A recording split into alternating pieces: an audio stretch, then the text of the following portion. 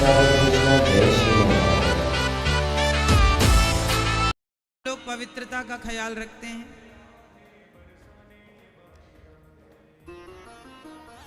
पवित्रता का आज लोग ख्याल नहीं रखते मैया। लघु शंका जाते हैं, लघु शंका जाके आ जाते हैं, ना हाथ धुलते हैं, ना पांव धुलते, ना कुल्ला करते। बिना हाथ पांव धुले कुल्ला किए आप शुद्ध हो ही नहीं सकते। भाई लघु शंका गए हो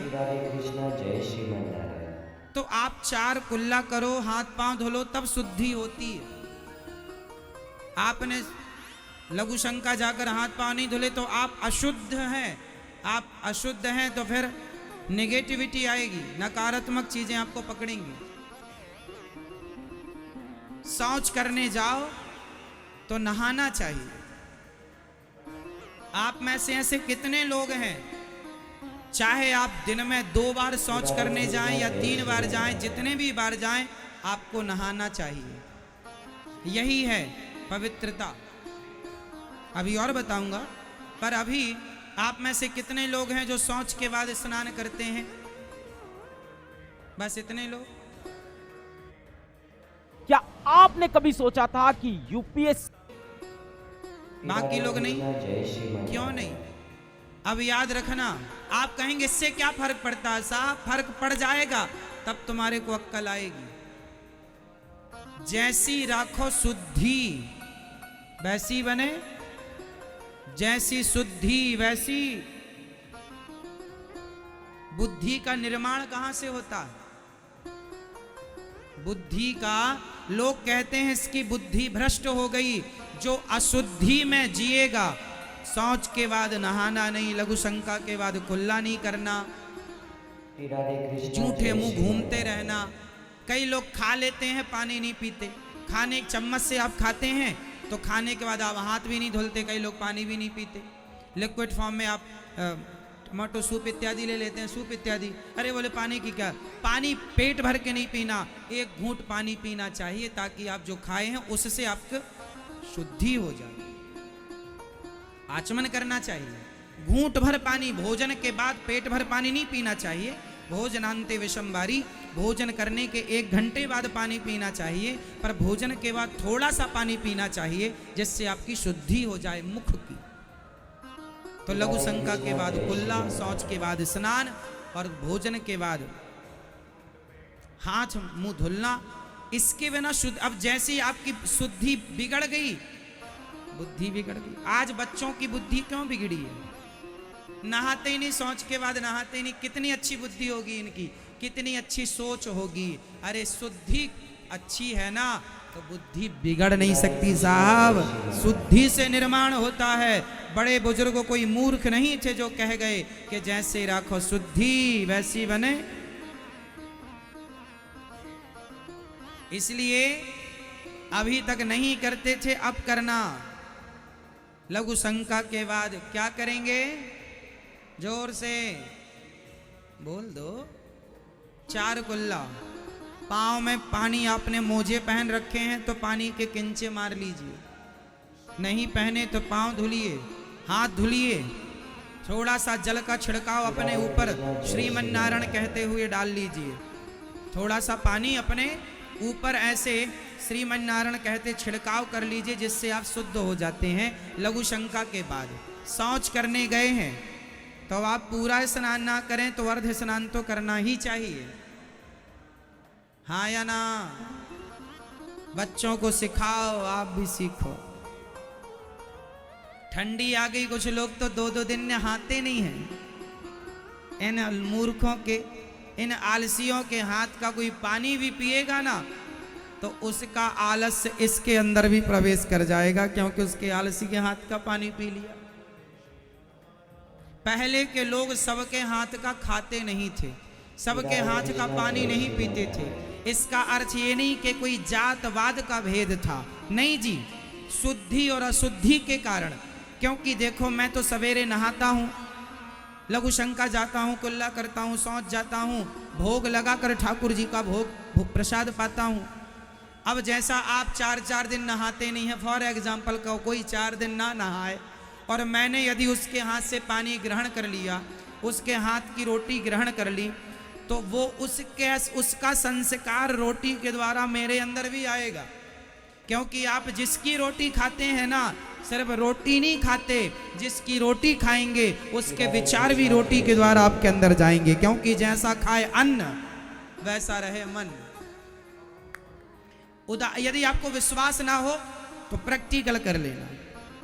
कोई चोर के घर जाकर भोजन करना, आप चोर के घर जाकर खाना, उसका चोर के घर रोटी खाओगे तो जितने दिन तक, जितने समय तक उसकी रोटी आपके पेट में होगी ना, उतनी देर तक आपको चोरी करने का मन होगा। हम भी चुरा लें कुछ, हम भी चुरा लें, हम भी चुरा लें। क्योंकि उसकी रोटी आपके पेट में। किसकी रोटी? चोर की। इसलिए पहले के लोग सबके हाथ की रोटी नहीं खाते थे। जातवाद से किसी का लेना देना नहीं था। तुम्हारी हमारे यहाँ तो रैदास भक्त की यहाँ भी रोटी खाई, ब्राह्मणों ने खाई है, भगवान ने खाई है। रैदास, यदि भक्त के यहाँ रोटी खाओगे तो उसकी भक्ति आपके अंदर रोटी के द्वारा प्रवेश कर जाएगी। और किसी चोर के घर खाओगे, आपके अंदर चोरी के संस्कार जाग जाएंगे। इसलिए जैसा खाए अन्न वैसा रहे। उदाहरण दूसरा, आप किसी वैश्या के घर खाना, आपके अंदर भी उस वैश्या की तरह विषय वासना जरूरत से ज्यादा जाग जाएगी। इसलिए पहले के लोग खान पान शुद्ध रखते थे ताकि विचार ना बिगड़े। पहले के, आज के 50 साल पहले बलात्कार जैसी घटनाएं सुनने में नहीं आती थी। पूछ लेना अपने दादा नाना, कभी कभी कहीं कोई ने सुना। आज तो हर दिन आपको घटना मिल रही है। क्यों मिल रही है? पहले के लोगों के विचार शुद्ध थे, क्योंकि आहार शुद्ध था तो विचार शुद्ध थे। आज का आहार बिगड़ गया तो विचार बिगड़ गया। हर आदमी उल्टा ही सोच रहा है, सीधे विचार आते ही नहीं। बोलो हाँ, दुनिया कहे कुछ करे कुछ, आप ना करना साहब। आप शुद्धि से रहो। शुद्धि है तो बुद्धि है। हाँ, तो कौन कौन आज से शुद्धि का ख्याल रखेगा? उठा लो हाथ। नहीं, हाथ पांव धुलेंगे, सिर पे क्या बोलते हुए जल छिड़केंगे? श्रीमन नारायण, श्रीमन नारायण, श्रीमन नारायण। शुद्धि। शौच करने के बाद क्या करेंगे? स्नान करेंगे। पूरा ना नहाओ, सर्दी है, एक बार नहा चुके हो और नेक्स्ट दोबारा गए हो तो आप कमर से नाभि को गीला करते हुए जो कपड़े पहनकर शौच करने जाओ वो सारे कपड़े गीले करना चाहिए। वही कपड़े पहनकर शौच कर लिया, वही कपड़े पहनकर पूजा में बैठ गए। अब देखो, यही तो आसुरी स्वभाव है। इसी से तो असुरता का जन्म होता है। शौच करने जाओ तो जितने कपड़े, एक तो कम कपड़े पहन के जाओ, टॉवेल लपेट के जाओ आप, ताकि वो टॉवेल आप गीली कर लें। कम कपड़े पहन के जाओ। सारे कपड़े पहन के जाएंगे, फिर वही कपड़े। आपने कहा नहीं महाराज जी, कपड़े तो हमने शौच करने के बाद हमने कपड़े उतारे, कमर तक स्नान किया, फिर वही कपड़े पहन लिए, तो अशुद्ध कपड़े भी तो होते हैं।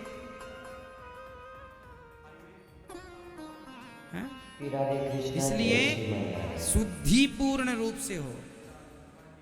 जब घर में सूतक होता है ना, तो हम सब लोग अपने अपने कपड़े भी धुलते हैं कि नहीं?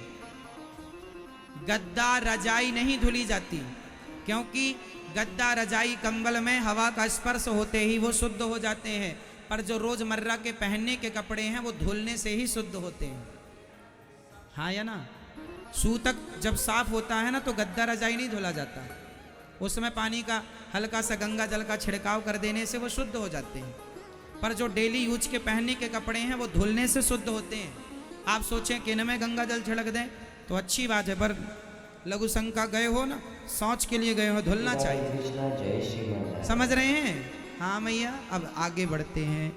सत्यम नास्ति तपः। पवित्रता का ख्याल रखो। पानी जैसा पिए पानी वैसी बोले, अच्छा पानी पियो। पानी अच्छा कैसा होता है?